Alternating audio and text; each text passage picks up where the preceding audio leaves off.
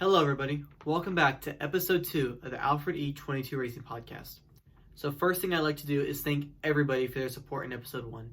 All your views, we had over 200 views, and all your feedback was greatly appreciated, and I'll do my best to implement y'all's feedback moving forward. So now, let's get into some of my recent updates from my racing. So right after I filmed episode 1, I had my first shifter kart race in over a year at North Texas Karters. So here are some pictures and videos from that race, which, spoiler alert, I ended up winning. So yeah, as you can see, the last photo is me staying on the podium. It was a great day at NTK. I was able to win the race by 22 seconds, which was a personal best for me. Can't thank everybody who helped me on that go-kart enough. So anyway, we also had my first modified race the week after, so March 29th. That was about 2 weeks ago from the time I'm filming this right now. So here's some more pictures and videos from that modified race.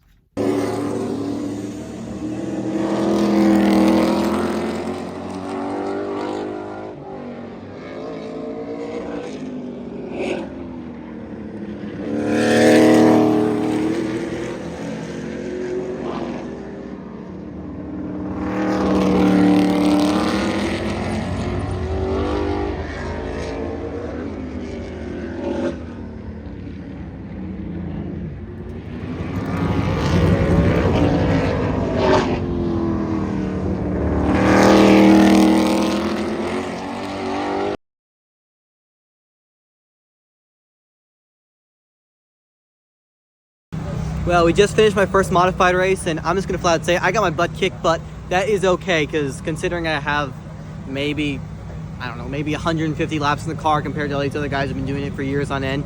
Not too bad. I got lapped twice, but it's a longer race, so I'm not used to longer races.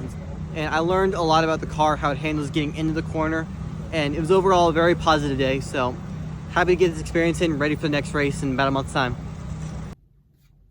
So there were some pictures and videos from my weekend in the modified.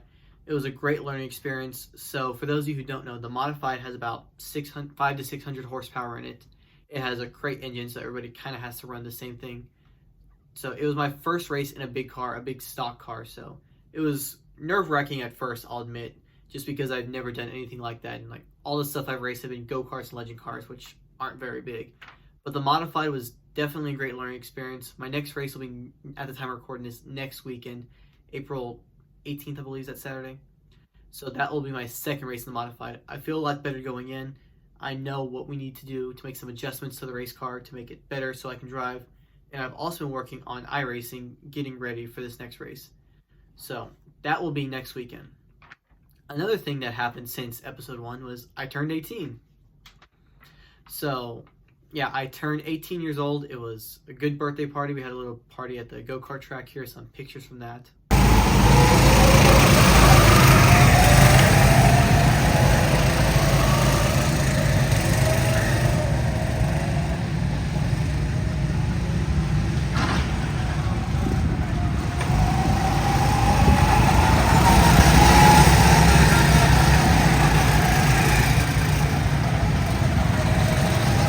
Video of me passing everybody. I felt like a professional. It was a good time, so can't thank my parents enough for that and everybody who came out. So now, all right, let me take a look at my agenda again. So I actually have an agenda now just because it's a little bit longer and I'm trying to make this more sophisticated. So you guys want a segment about my racing past, of how I got into racing. So what I'm going to do is over these next few episodes, I'm going to have a segment where I talk about the different parts of how I got to where I am today in racing. So the first part will be how I got into racing at first. So just like every little kid who likes racing, I love the movie Cars. That was one of the first movies I saw. I love Cars. And another story that my mom's told me from whenever I was a little kid was she'd put on the first 10 minutes of Fast and Furious Tokyo Drift and all of destruction. So here's a quick clip of that.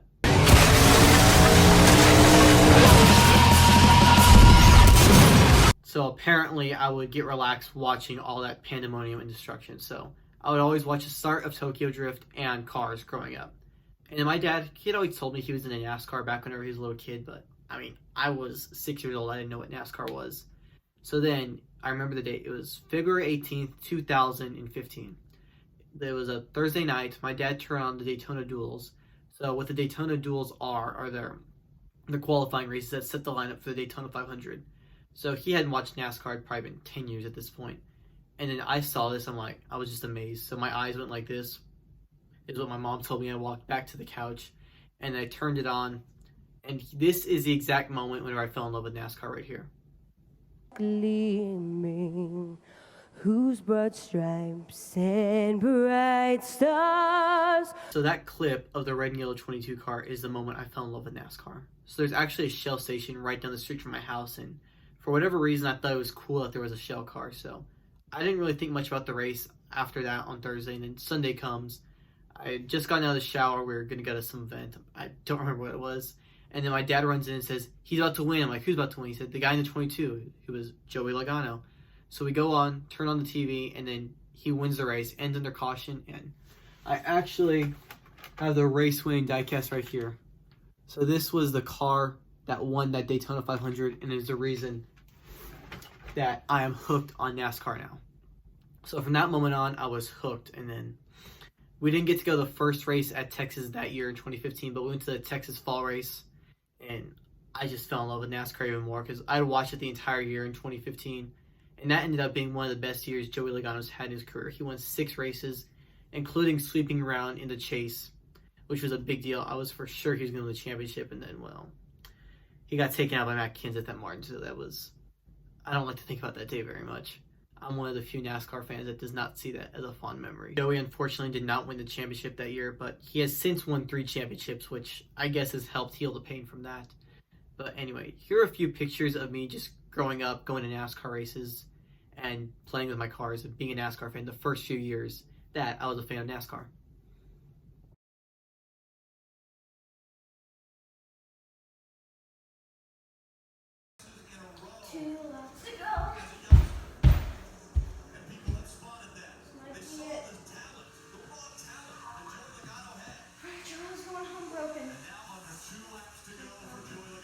Nobody crash. Alright, we're not celebrating until the finish. I want it to be crazy. We've almost done it. I've had faith in you since February of 2015, and you're about to do it. Time to go. I've had faith in you for 3 years. Before, I don't care.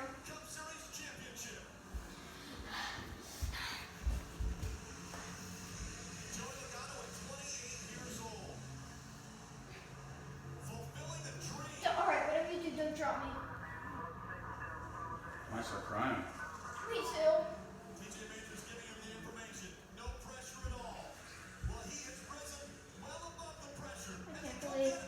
I can't believe it. We did it! We did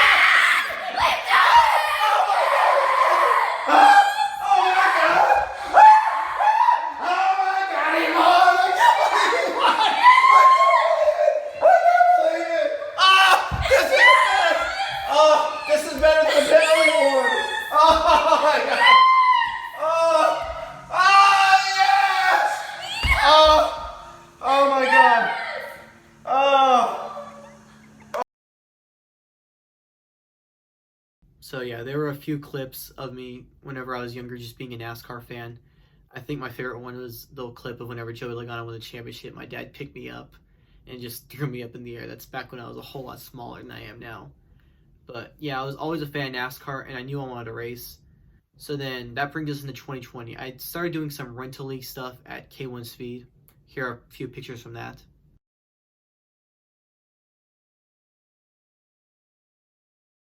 So I did some rental league stuff, and then we were told about North Texas Carters. So what I wanted to do was go out there in March of 2020, but as everybody knows, the world kind of shut down in March of 2020 because of COVID. But eventually we did get in contact with a guy, and we bought my first go-kart. Here's a picture of it right here. So that was my first go-kart, and that is where I will leave off today for my racing past, and I will go into more detail next episode about my first go-kart and my first few races at North Texas Carters. So that brings us into our next segment, Al's Antics. So what Al's Antics is will be my dad going on a tangent and him defending himself, allegedly, about something that happened at our most recent race. So here is episode 1 of Al's Antics. Okay, people, we're going to talk about tires. Tires is what makes contact with the track. Everybody tells you that I look at tires totally wrong. They have directional tires, but whatever, you can flip them. So I've even been told, oh, you're gonna play the tire game again? Well, yeah, I'm gonna play the tire game again. It's like $250 for a set of tires, and people throw perfectly good tires away. Right, Angel? So I go to the tire dump. There's a tire dump over at every single track. I'm talking about NTK. And I go through there, and I don't care if people think I'm crazy. I literally start in one part, and I go all the way around, and I look for all the best tires I can find. Front tires, rear tires, red tires, blue tires. It doesn't matter. Alfred has won races with those tires, and during the race, I'll flip them. And people say, oh, no, you can't do that. Yeah, I can. I can do whatever I want. Because you know what? Alfred can drive it and drive it well. So I don't care what anybody says. I'm going to be the tire man. So I hope y'all enjoyed some comedic relief from my dad defending himself for things that may or may not have happened. But anyway, that brings us into our next segment. And I'm going to sit here and act like I did not just take a 45-minute break from filming. So our next segment will be reviewing one NASCAR 124 diecast per episode. So the first one I'll be reviewing is Joey Logano's 2022 Phoenix win. This is the car he won his second Cup Series championship in. So as you can see, it's got all the confetti on the side, some tire wear from the race. Yeah, and then the hood opens, but let's see. Yeah, I'm not gonna try to open it right now, but the hood does open, the roof flaps come open here. Yeah, overall one of my favorite cars of Joey Logano. I think the paint scheme looks great, the confetti looks great, and yeah, good looking race car. So that brings us into our final segment, asking for sponsorship. So in racing, as I've mentioned, sponsorship means absolutely everything. So if anybody's interested in sponsoring my racing career or the podcast, please give me an email. I will put my email in the description below. It is Alfred22racing@yahoo.com. And once again, I'll put that down below. So we can work something out. If you want to buy me a set of tires, that will be more than welcome. Or if you want to have your name on a race car, we will get you pricing information. But any sponsorship help is greatly appreciated. So that is all for episode 2 of the podcast. I hope everybody enjoyed. Please be sure to like and subscribe.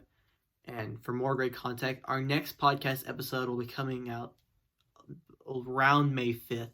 So look out around May 5th for episode 3. So once again, thank you for watching, everybody. Have a great day.